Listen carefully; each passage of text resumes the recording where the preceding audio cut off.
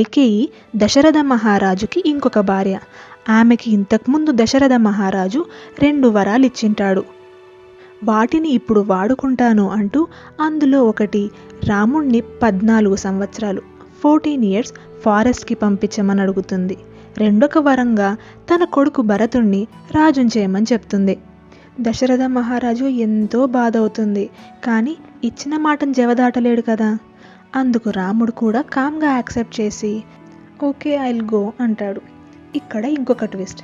లక్ష్మణుడు వాళ్ళ అన్న లేకుండా ఉండలేను అని అతనితో పాటే వస్తానంటాడు.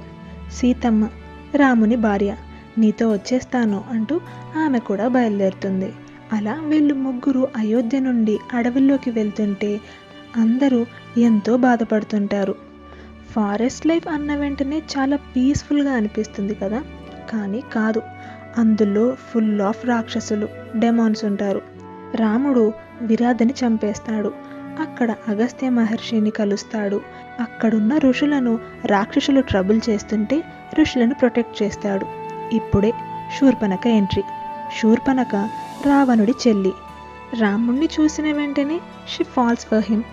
కానీ రాముడు రిజెక్ట్ చేస్తే ఆమె అస్సలు వినదు. అందుకు రిజల్ట్గా ఆమె ముక్కు కూడా కట్ అయిపోతుంది. దాంతో శూర్పణఖ ఏడ్చుకుంటూ వాళ్ళ అన్నల దగ్గరికి వెళ్ళి కంప్లైంట్ చేస్తుంది.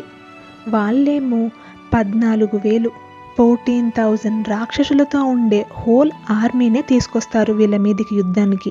ఇప్పుడు రాముడు ఏం చేస్తాడో గెస్ చేస్తారా? 1 man ఆర్మీ మోడ్. మొత్తం శత్రు సైన్యాన్ని ఈజీగా డిస్ట్రాయ్ చేసేస్తాడు. ఈ news Lanka king the mighty రావణకి రీచ్ అవుతుంది.